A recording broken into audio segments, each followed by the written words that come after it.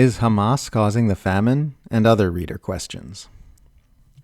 Sylvia asks on Facebook, many people in Europe are convinced that the famine in Gaza is caused by Hamas stealing humanitarian supplies. Where is the truth? The truth is that this is a propaganda narrative which has been debunked by some of the most pro-Israel, pro-establishment sources you can imagine. The New York Times reported last month that senior Israeli military officials had said this is false. Here's a quote. For nearly 2 years, Israel has accused Hamas of stealing aid provided by the United Nations and other international organizations. The government has used that claim as its main rationale for restricting food from entering Gaza. But the Israeli military never found proof that the Palestinian militant group had systematically stolen aid from the United Nations, the biggest supplier of emergency assistance to Gaza for most of the war, according to 2 senior Israeli military officials and 2 other Israelis involved in the matter." End quote. Also last month, Reuters reported the following. An internal U.S. government analysis found no evidence of systematic theft by the Palestinian militant group Hamas of U.S.-funded humanitarian supplies, challenging the main rationale that Israel and the U.S. give for backing a new armed private aid operation. The analysis, which has not been previously reported, was conducted by a bureau within the U.S. Agency for International Development and completed in late June. It examined 156 incidents of theft or loss of U.S.-funded supplies reported by U.S. aid partner organizations between October 2023 and this May. End quote. These are mainstream media sources citing Israeli military officials and the U.S. government respectively. This claim could not be more thoroughly debunked than it is, and it's insane that I keep seeing people trying to push it.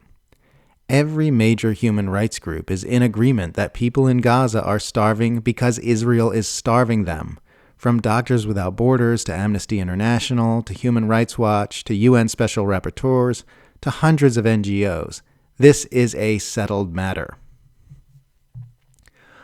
We Are the Many, They Are the Few on Twitter asks, a question. How do you see yourself politically? You've mentioned you're not a Marxist, but you do seem close to it. The best way I've been able to sum up my politics is that I support shoving things as far to the left as possible until we get a healthy world. Shoving as far away from capitalism, ecocide, militarism, empire building, oppression, and exploitation as is necessary to have a peaceful and harmonious world where everyone gets what they need and we're not cannibalizing our biosphere for shareholder profits. I probably am pretty close to a Marxist in a lot of ways, but I avoid categorizing myself as such for a couple of personal reasons which are unlikely to be of interest to many people.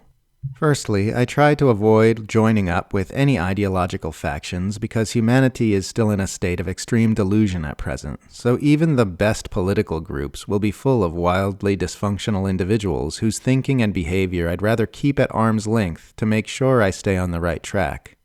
I'll help with leftist movements and agendas where I can be of service in my own capacity like I am with Palestine right now. But I personally don't find that aligning myself with any group is a safe move at this point in the human adventure. Secondly, I try to avoid limiting my thinking to anyone else's ists or isms. I've seen a lot of Marxists get super religious about it and close themselves off to whole aspects of human psychology and spirituality just because of something some dead guy said in the 1880s.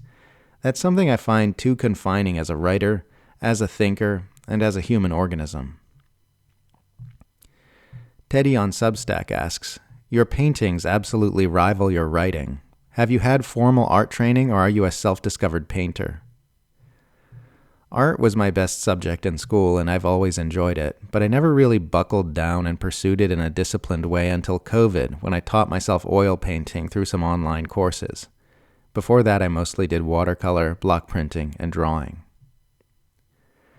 Miss Chris on Twitter asks, where do you find the time to write so prolifically? And do you ever use AI to help you write? How do you make a living? I'm fortunate enough to be entirely reader-funded, with many small donors supporting this project so that I and my husband/co-writer can work at this thing full-time. I have never used AI to help me write, and I never will. I honestly don't believe AI will ever be able to do what I do because so much of it comes from inspiration and insight that machines will never be able to imitate. With regard to staying prolific, major oversharing coming. One indispensable tool is maintaining high sexual energy. Men can train themselves to orgasm without ejaculating, allowing a high level of sexual energy to be maintained at all times, which two partners can then keep stoked in each other with mutual attraction. This allows for a fairly stable state of inspiration and creative output where your intense attraction to each other turns you both into each other's muse. The Revolution Continues asks on Substack, question for Caitlin and Tim, what is your writing process like? Do you come up with ideas for a piece separately and write the article separately, then come together and discuss and revise together, or is it the opposite? You write and discuss together and then separately revise. Thanks for letting us take a look into your heads. The only thing I do separately from Tim in this project is the painting. The writing is intimately collaborative. Articles typically start with a conversation where one of us says something interesting or insightful, and we unpack it verbally before turning it into text. The sparkliest lines you'll read here are usually a repetition of something we'd said out loud to each other not long before, often verbatim.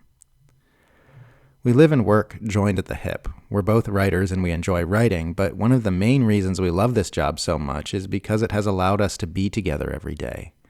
We had a long-distance relationship from 2014 to 2016 before Tim came to Australia from the US, and ever since we've been together, we've avoided spending any time apart. Being separate that whole time was excruciating, but it really made us appreciate how much we like being near each other. In terms of what our individual roles are, I'm more of the big picture guiding vision for the overall spirit and direction of the project, and Tim's better at the details. One way of describing it is that what we write is more Caitlin, how it's written is more Tim. The general mood, ideology, content, and character of these writings is more Caitlin, but that one-liner or crackling bit of prose that stuck in your memory is more likely to have come from Tim.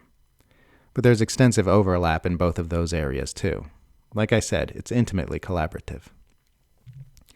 If you have a question or comment you'd like a response to, just write it in the replies section of whatever platform you're listening to this on, and we'll try to get to it.